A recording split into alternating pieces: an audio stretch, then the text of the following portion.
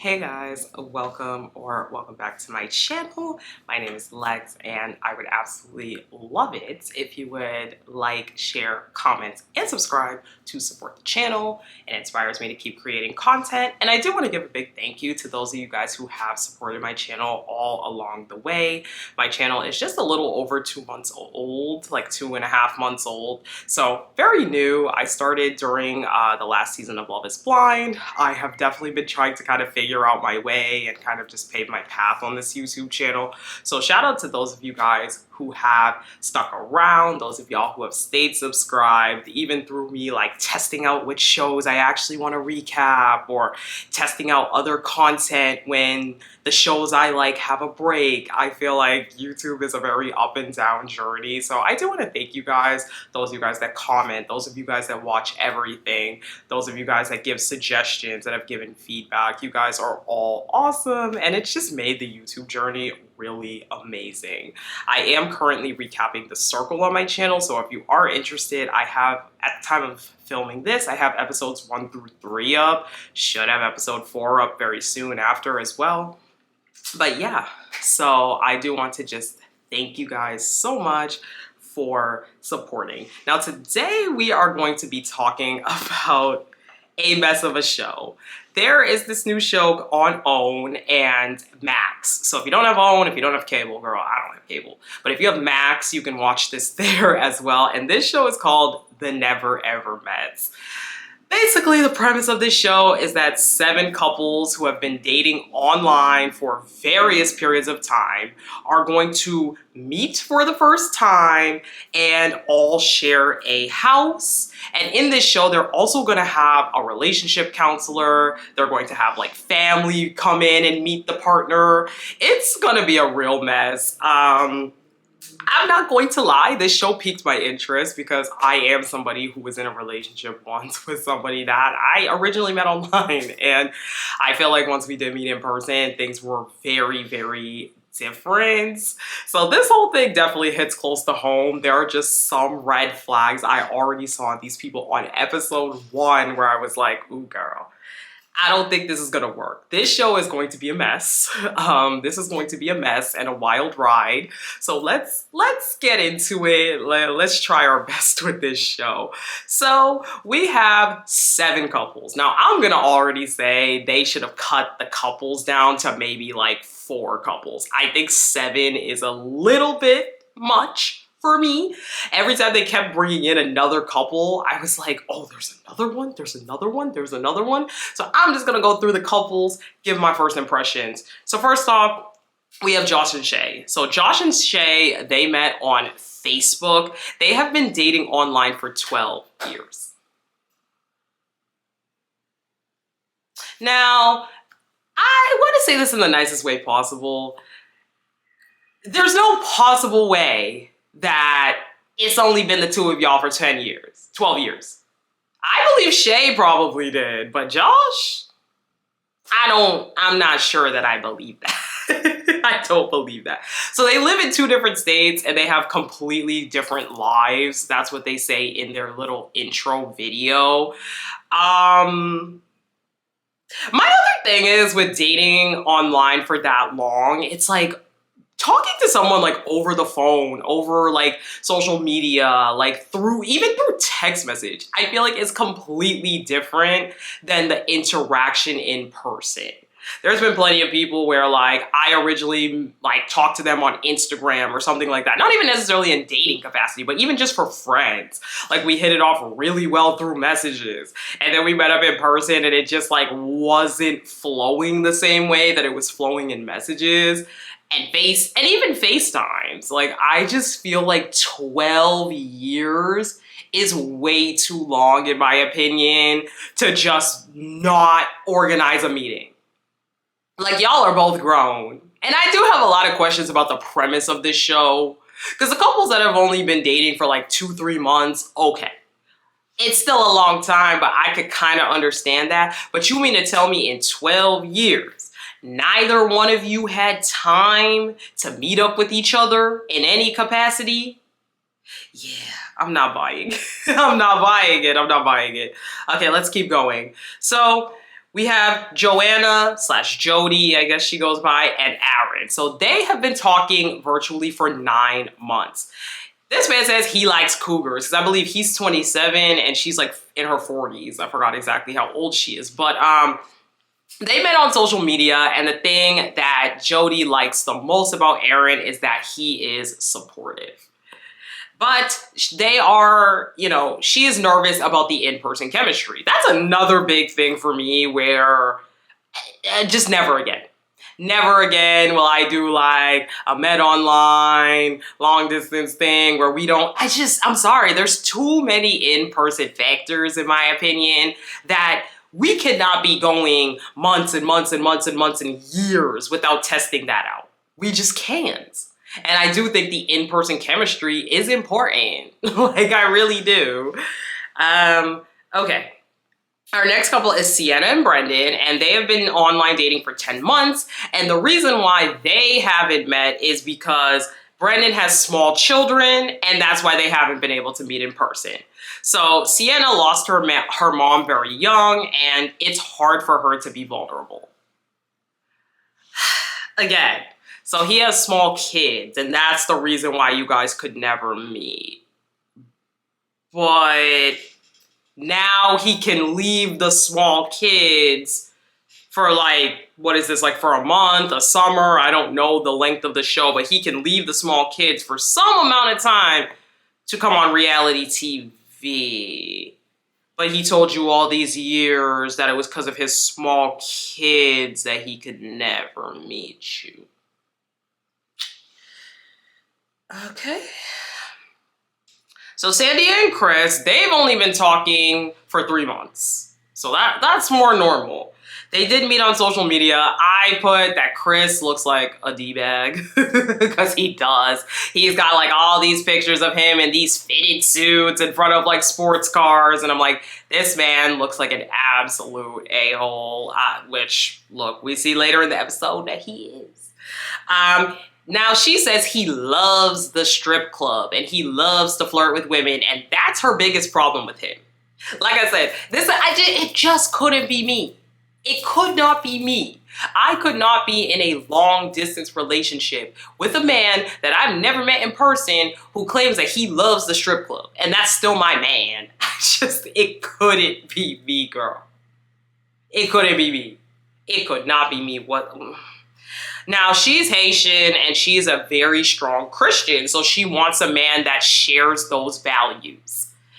Chris ain't giving that to me, with his love of the strip club. And like I said, we gonna see later in the episode, this man tells us a lot about his endeavors. So for me, I'm not seeing it. Now, Alexis and Dominique have been, quote unquote, exclusive for 6 months. And my first question was, does Dominique know, Alexis, that you guys are exclusive? And again, we gonna see with Dominique, there's some issues already. Hang tight. So, Diamond and Aaron, they were talking for, quote, over 5 years. What does that mean? I don't know. He did some shady stuff that we do learn about later, but they're now back together. They seem to have resolved it, and she cares for him, but she can't say she's in love with him due to the things that he did. I told y'all there's a lot of couples. And then lastly, we have Millie and Greg. So these two have been talking for 3 years, and they both live in LA, but they've never met. Again, I'm like, what is going on? What is going on? The people who live in different states, like, again, child, it wouldn't be me long term, but I understand that to some level. But y'all literally live in the same city, like the same place, and y'all have never met? Is this what we're doing now? Is this what we're doing now? Like, are we looking for pen pals? Are we looking for like real life partners? Because it's okay if you're looking for a pen pal, but just like be honest about that, and don't be like having people out here think that you want to be in a real relationship with them. Okay. So those are our 7 couples. I told you there was a lot. So they all meet up in the house and the girls break off and they have a bit of a conversation, and they first learn that Shay has been with her man for 12 years, and everyone is in shock that Shay has been with this man. Like, everyone's on this "it could not be me" stuff. Like, how do you guys do it? Diamond is like, I'm not going to be sleeping with those girls, because there's like a room that is like an all girls room and then an all guys room. Diamond's like, I'm not sleeping with girls because girls get catty. So we go into their first meeting. The bulk of the episode was the couple's first meeting. So we start off with Shay. Oh, well, no, sorry. We start off with Brandon and Sienna. What's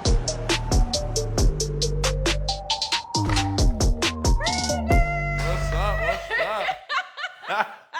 How are you? Oh, thank you. She looked absolutely stunning, just as imagined. They have their first in-person date. So Brandon planned a cooking class for them. He thinks it's a good way for them to connect. I do agree with that. I like dates, like whether it's a new friend that I'm meeting or when I was dating. I did like going on dates where we did an activity, because I feel like it does cut some of the awkwardness. I feel like if it is awkward, at least you can continue the activity so it's not as bad. So I do think a cooking class is a pretty good idea. So on first appearance, Brendan likes her. He said she looks stunning. He said that she looks really good.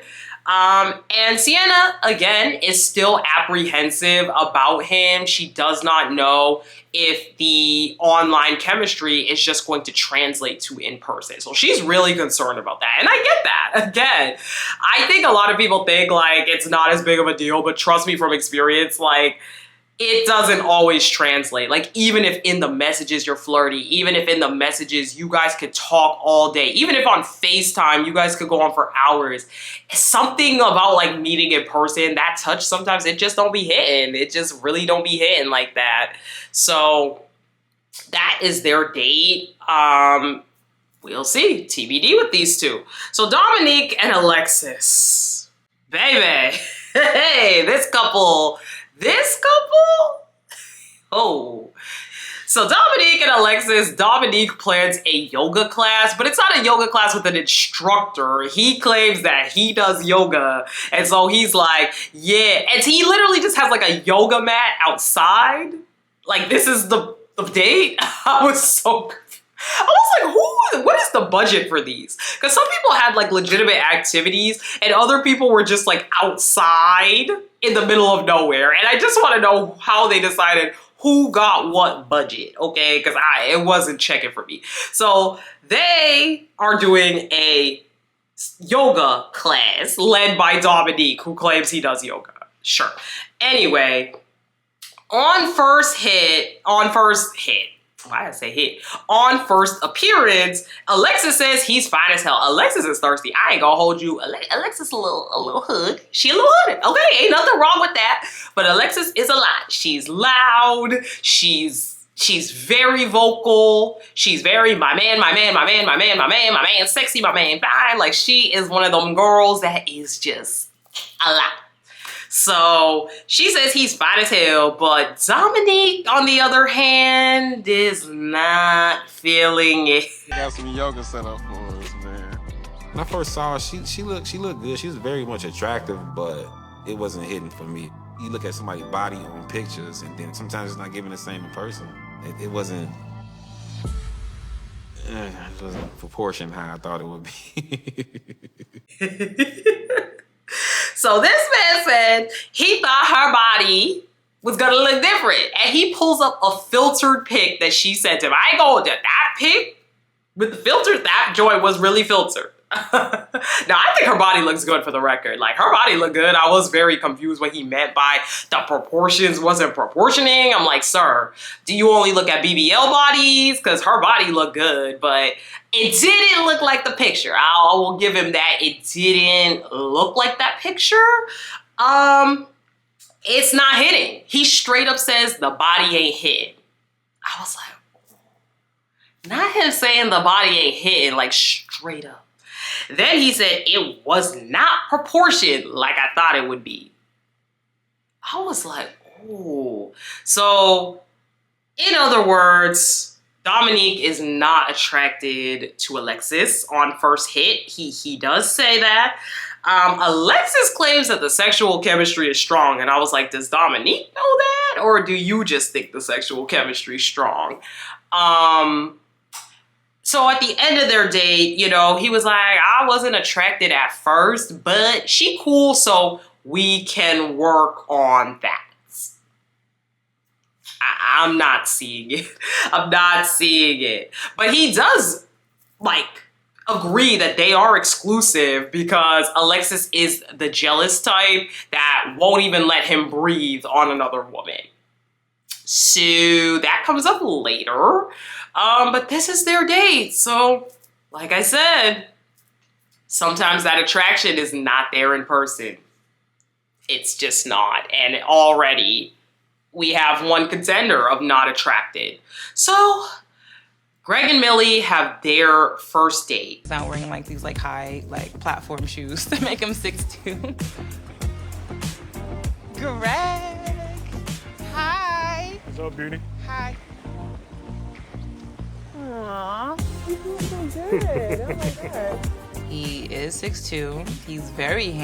Now, he didn't meet up with Millie in person, even though they both live in LA, he claims, because he didn't want to fuck this up. I don't know why. Like, I want more information on him because that's his claim. Now, she thinks he's handsome. Sorry, the words. You guys know, every video, the words don't be coming for part of the video. But she meets him and she is impressed. She is impressed that she thinks he's handsome, that he is actually 6'2", I think it was, or 6'1", like he claimed he was. So all is good for Millie. She's really, really happy with him so far. Greg also says he's physically attracted, that Millie is everything he wanted. But so Millie does claim, though, that she is worried because she's never seen a serious side of Greg. She's only seen the side of Greg that is constantly joking, can never really talk about anything seriously, so she doesn't know. Are they going to be able to have those serious conversations? And again, this is why I'm like, I feel like long-term relationships that are like online like this just don't work. Because I feel like there are certain things that you are pushed to talk about in person when you are in person. Whereas, if you guys are just FaceTiming each other every day for a couple of hours, you could just talk about whatever. I mean, I could sit there for 2 hours and talk about reality TV shows and we have literally no real conversation ever. And I think this is the problem with these couples. So, you know, at the end of their date, though, Millie's fears are luckily taken down, you know, because he was a gentleman and they were able to have serious conversation. He was a gentleman. She's very impressed. So far, Greg and Millie, that in person seems to be coming together for them. So Josh and Shay have their first date. Now, Are you nervous? Do I look real?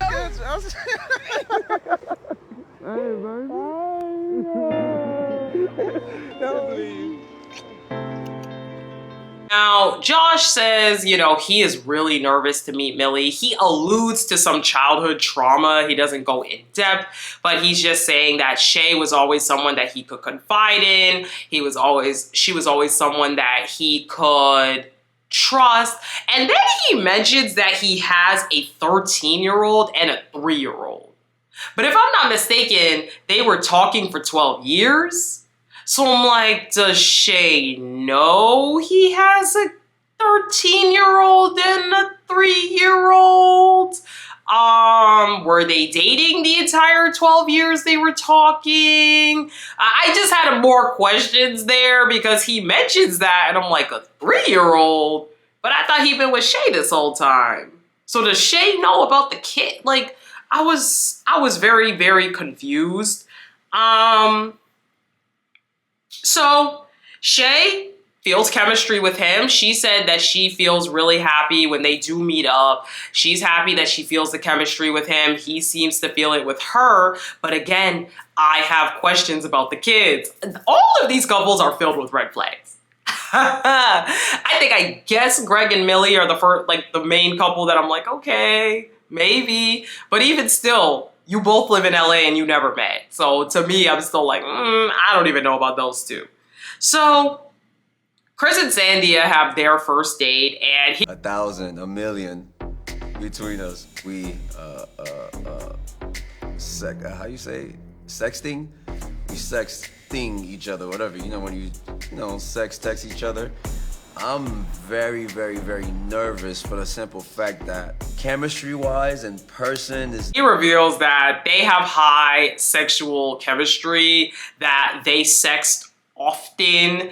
And then Chris, on first sight, he does see Sandia. So Sandia, I like that they have her on the show because she is, like, you can tell she's more introverted.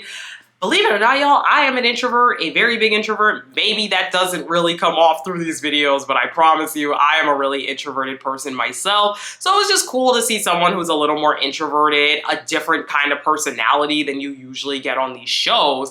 And I feel bad for Sandia because it's just like, it's clear what kind of guy Chris is. And I just think that Sandia is not gonna be able to, like, keep up with that. I think he wants something more. It's already clear what kind of life he wants. And I just don't feel like Sandia...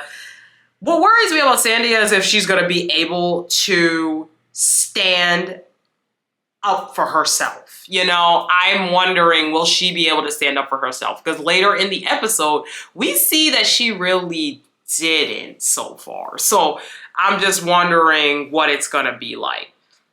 So they do go on a helicopter ride because Sandia had mentioned that she had always wanted to go on a helicopter. So that was their date. So Aaron J and Joanna, they have their first date. Super romance novel, and I was like, whoa, you're laying this on super thick, and I'm like, you don't even have to do that with me. Like, I know you're a Latina and you're a dancer. So when I was young, I actually took some salsa dance classes. I wanted to show you a routine I had been. So apparently these two were originally supposed to meet and he booked a flight, but he had lost his ID the day of the flight. This sounds a lot like Catfish. If you ever watch Catfish on MTV, that's literally what would happen every single time. That they would book the flight and, oh my God, the grandmother died. Or they would book the flight and, oh my God, they broke their leg the last week. It's like, what do you mean you booked a flight, lost your ID? Okay, so did you get a new ID? How come another flight wasn't booked immediately? Like, no one questioned it. So, Joanna was like, you know, I was really upset about it. I was pissed. Like, how do you only have one ID? She was mad because she was wondering how the guy only had one ID. I'm like, girl, you should be mad because this man was going to come visit you. He lost his ID. He seemingly got a new one and then never planned to visit you again. Like, I don't know. Like, this is all very bizarre to me. So, Joanna is not impressed. Joanna is instantly not impressed with this man whatsoever. So, Aaron planned a salsa date. And again, this is where I say there was a very big discrepancy in the budget because their salsa date was literally them in the middle of like a bridge, just dancing. Like, there was no instructor for the salsa class. It was literally just him trying to do the moves and doing it with her. And they did that because she's Latina. So they were like, he was like, oh, I know you probably like salsa. But apparently, like, she didn't really know the salsa moves. She knew the moves and was, like, correcting him the whole time. But then, like, she was taking it, like, really seriously. And I don't know. She seems like a very critical person because she was extremely critical throughout this whole thing. She was like, okay, nice try. But, like, very condescendingly. I don't know. I did not like their date whatsoever. Like, she was really unimpressed. So she says that it Oh, so he does not drink at all. So when they sit at the table, she's like, why is there wine here if he doesn't drink? And he's like, oh, so do you want some of the wine? And he goes to pick up the corkscrew to open the wine bottle, and he's kind of like staring at it. And Joanna's like, do you not know how to use it? And again, she's like so irritated. Like, don't get me wrong. I'm not gonna pretend like I wouldn't be like kind of like, but like, I don't know. Like, she was so irritated. He's like, I think I've seen how to do it on TV. And she's like, okay. Like, she's so bad. And so she, in the confessional, she's like, it feels like this date was like for me to do it all rather than something that was supposed to be something we were supposed to enjoy together. Which, I don't know. I feel like she took it so like... I feel like she took it like so serious, and I get it. It is their first serious meeting, so I did try to put myself in those shoes. I don't think this was a good idea. I don't know who planned this date for them, but she does say it's unnatural. You know, she feels like he was trying way too hard to impress her, and that the execution of the idea that he had, which was salsa dancing and I guess drinking wine, was just not there. And I get that, because I will say I have been on dates where I felt like the guy was trying really hard to seem like a big shot, impress me, rather than just trying to like connect, you know, rather than just trying to like actually have fun. It seemed like he was more so trying to like be like, whoa, whoa, whoa, look at me. I don't know that I really heavily got that vibe from Erin. I will be completely honest with you. But I got where she was coming from. I still feel like she's a really critical person. I feel like she seems to have really high expectations, and I just don't know if those will be met, you know, there. So first date wasn't really for her. I was wondering if maybe she wasn't attracted to him as much, because she didn't state whether she was or not. I think that might be a little bit of it, where it's like, I'm not that attracted, so I'm now like kind of critical of you, you know, because it's like, if I'm not attracted, at the minimal least, I want you to be able to like bring something. Okay. And our last date was with Erin H. and Diamond. I'm a BBW lover, so Diamond is my type. I do not date thin women, but Diamond was thick. I knew I was good to go. Now, why this man introduced himself as a BBW lover? This man said he a BBW lover. He said he does not date thin women, and so he saw Diamond as thick, so he good to go. I was like, this man, Erin H, is about to be a menace. So we find out that the bad thing that he did was that he went on Facebook showing the ring that he was going to propose to another woman that wasn't Diamond. Apparently he was going to propose to another woman while they were together, and she saw that and got mad. So my question is, why are you with him? Clearly he was not looking at this relationship as something real. And that's my other issue with this kind of stuff. I would never do this again in my life either, because it's like, I don't think that people look at relationships like this as real. I'm sorry if I'm talking to someone online and we've never met in person before, because I've wasted my life doing that too, and I would never do that again as an adult, especially knowing now that the person like didn't even like me. You know what I mean? It's like you waste all these years of your life and you don't even know if the person looks at you the same way. And Erin H admits, like, I didn't think this was gonna happen. Like, I didn't think it was gonna happen. That's why I proposed. It's like, I don't know. Like, to me, I'm like, he clearly knew what he was doing. Like, he clearly showed you, like, I don't believe in this. This is not real to me. So why in the world are you together? And how do you know? Like, my question is, where is this other woman? Is she still in the picture? What happened with the engagement? Like, I just have a lot of questions. Like, I am really stumped when it comes to the questions, because it's like, okay, what do you mean he was gonna propose to another woman and then he just didn't? Like, I don't know. And my question is, was this when they were exclusive? Was this when they were on a break? I have a lot of questions. So that was their date. We just see them sit at the table and talk about this. Again, the budget was just so all over the place. So they go back to the house. Josh and Jay, they're in love. They go straight up to the room. They're like, we'll catch you guys later. Now, Alexis asked Aaron, Jay to rap, and you know, he says he's a rapper, so Alexis and Aaron Jay are just sitting at the table talking, and he says he's a rapper, so Alexis is like, okay, can you spit something? Again, Alexis is a lot. Alexis is a lot. She's one of them loud girls. She's a lot. And Dominique comes down and is like, what the fuck is going on? Like, if you got no tolerance for me talking to another woman, how come you could sit and talk one-on-one to another man? And I think both of them are toxic for this. Because at the end of the day, women can have platonic conversations with men in the same capacity that Dominique should also be able to have a platonic conversation with a woman. I think for both of them, this is toxic behavior. So we keep going, girl. This night gets worse. The guys are playing dominoes, and Chris, big bold Chris is literally like, Sandia is not my girl, and we are not exclusive. Why is Sandia standing right there in the kitchen listening, and she doesn't say anything? And this is what I'm talking about, where it's like, I get this. As a fellow introvert, I feel like you need to be able to stand up for yourself. And I really worry because Chris seems like a big personality.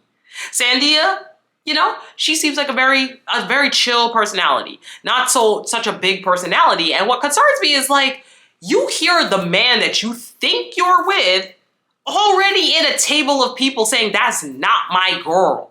I flirt and talk with a lot of other girls all the time. Then you are aware, Sandia is aware that he loves the strip club. I don't understand. I don't understand what possesses you to think this is serious. But my other question is like, does Sandia have it in her to actually stand up to her for herself? Because I don't see it. She stood there in the kitchen as he was saying this stuff. She just stood there. So, Alexis is continuing. Alexis now is in the kitchen with Greg, and she's like, woo, you got your hoochie daddy shorts on. You got your hoochie daddy shorts on. And Dominique is sitting right there. And at this point, Dominique is kind of fed up because he says it's disrespectful that she is flirting with guys right in front of him. Mind you, I don't think Alexis was genuinely flirting with these guys. I think Alexis is one of those women that is just like that. I feel like we all know an Alexis. They are loud. They always talking with everyone. Some people may interpret it as flirting or interest, but they're just loud personalities. And that is what I get from Alexis. So they continue to fight, okay? Some hours pass. It's like 2 a.m. and Dominique and Alexis are fighting in the kitchen. She did call him Gucci Daddy shorts, but that was it. Dominique and Alexis, I don't know them that well yet. But I can say I feel like Dominique is here for a party. That's considered some type of flirt.